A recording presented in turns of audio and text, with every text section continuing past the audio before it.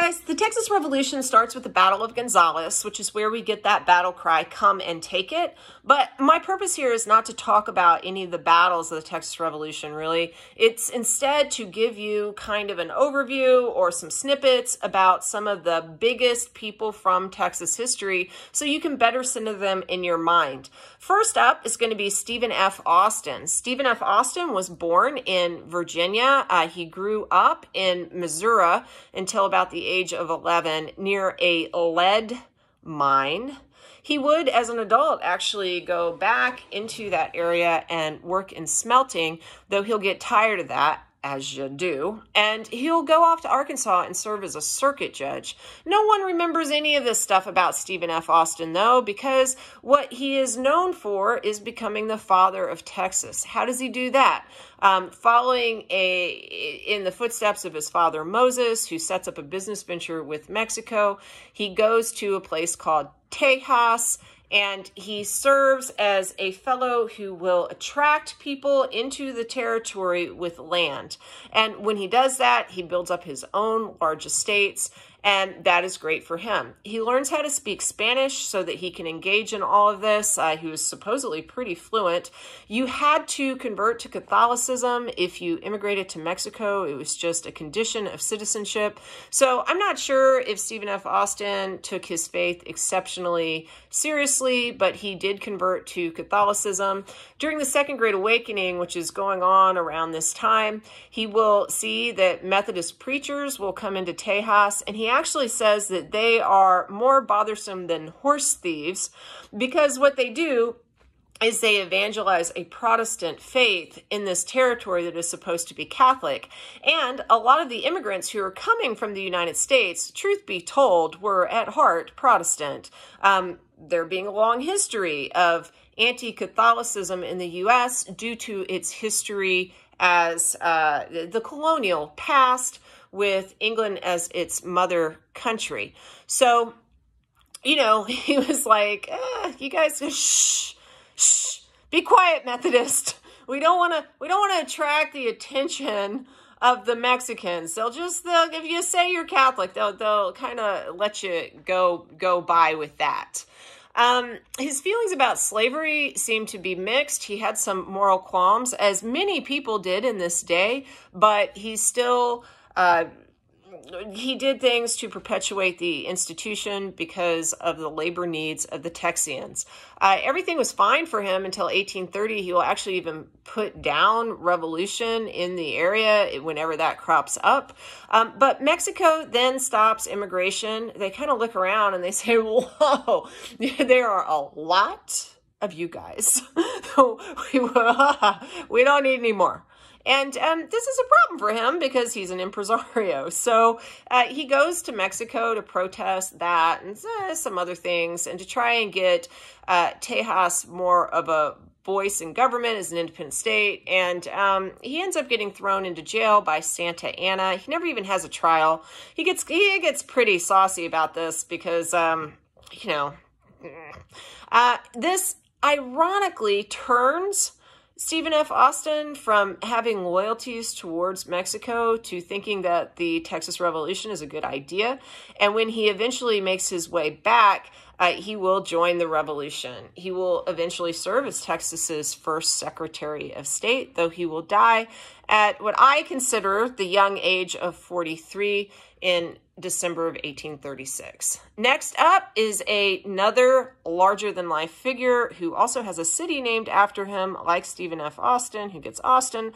This guy is going to get Houston. Sam Houston was born in Virginia, but he grew up in Tennessee. And unlike those states of Austin's childhood that no one ever associates with him, Tennessee and Houston are very closely tied.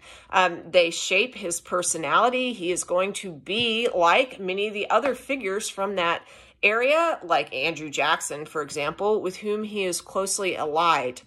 He will eventually serve as the governor of Tennessee, so that is something worthy of note. He has kind of an interesting relationship with Native Americans. At some point, his heart gets broken, And he goes and he lives with Cherokee Indians to heal, and he becomes an honorary tribal member.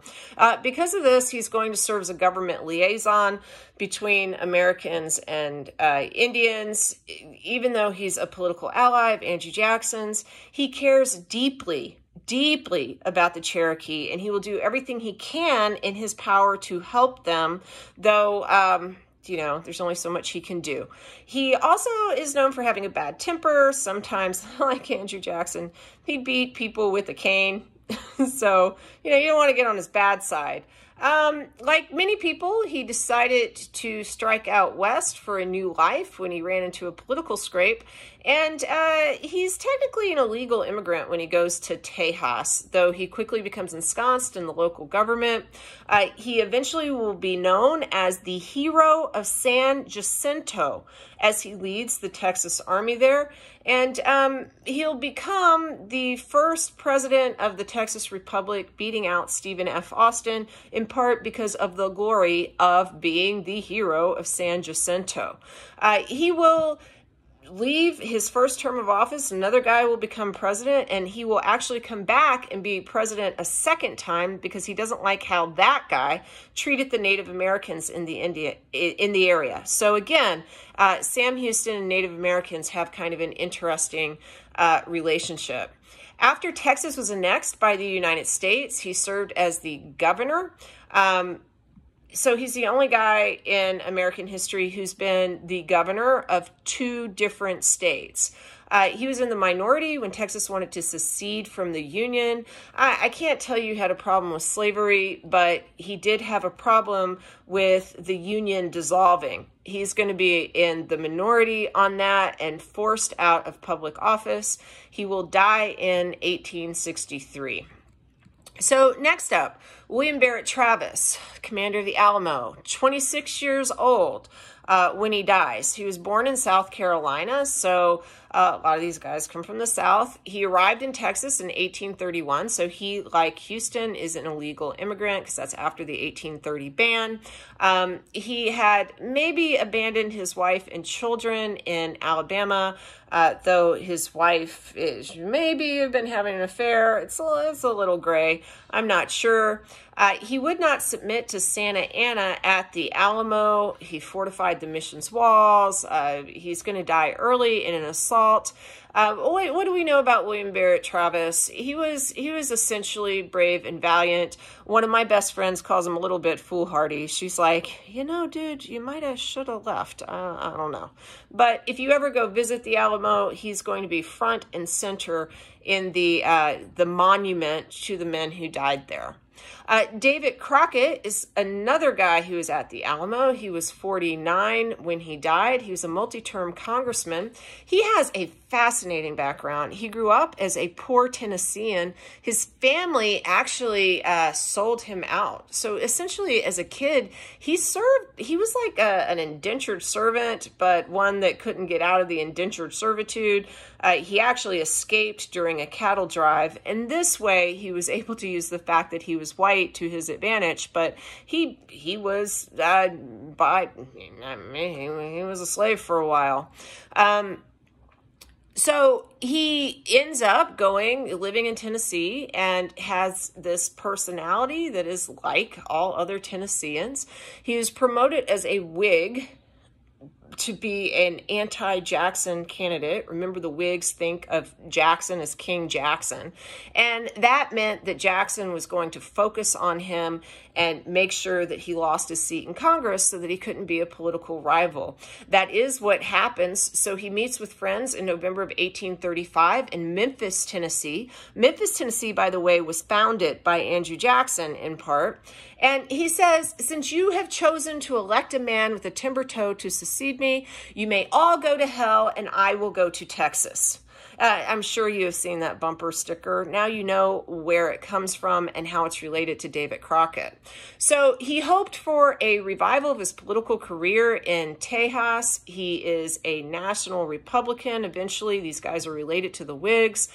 He votes, by the way, when he was in Congress, he voted against the Indian Removal Act. So that's something that, you know, you gotta hold up. He's the only man from Tennessee to do so, because Jackson's from Tennessee.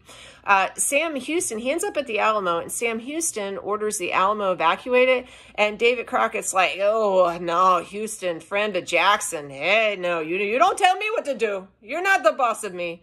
And he decides to stay, in part just because he hates Sam Houston. He was probably captured and executed, which I don't think takes away from anything from him. We get this from an account of a Mexican soldier who wrote that Santa Anna did not allow any quarter. If he died while fighting, or if he died after the battle, what does it matter? He dies. He becomes Davy Crockett. He never went by the name Davy in his life, but he becomes the subject of a television show called The Davy Crockett Show that was put out by Disney. Great theme song, and that kind of has made him be memorialized more than anything else. Like, why do you remember him? You remember him because he had a TV show. So James Bowie is another character who was at the Alamo. He was 40 when he died. He was co-commander with William Barrett Travis. He was born in Kentucky. He grew up mostly in Louisiana. His family said he liked to ride alligators. I wouldn't believe that, except for I've seen those swamp shows on the History Channel, because they stopped doing history or something. After the War of 1812, he becomes a slave trader in New Orleans, which is not a great profession. His brother gave him a large butcher knife, which he carried because he often got into fights, hence the Bowie knife. He moved to Texas in 1830. He met Stephen F. Austin. He took the oath to Mexico, so he was actually a legal citizen. This happened before that immigration was cut off. He had a lot of adventures. Some were admirable. The Mexicans actually called him St. James, which is interesting. Some were not admirable. Like I said, he was a slave trader. He tended to get in bar brawls and fights, and he was, I mean, not the guy you want to bring home for dinner.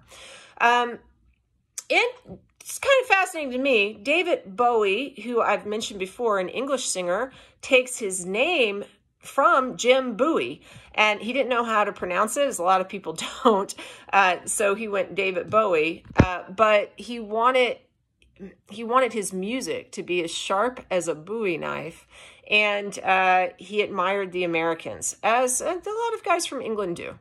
So Jim Bowie fell ill, probably of tuberculosis, while fighting at the Alamo. He relinquished all command to William Barrett Travis. By the way, let me mention a woman who does survive the Alamo encounter. Her name was Susanna Dickinson. She was married to an Alamo defender. She was in the fort with her husband and her infant daughter. She ends up being sent to Gonzales by Santa Anna with a freed slave to carry a letter to Sam Houston. It's kind of like, yeah, I just killed all your guys. And she's the most quoted eyewitness when we're talking about what took place there. She died in Austin in 1883. You can actually visit her house, which is on 5th Street. So I'm going to continue with this in part 2, because there are some other figures that I want to cover related to the Texas Revolution and Texas history. So I'll see you in just a minute in part 2 or part B. Bye.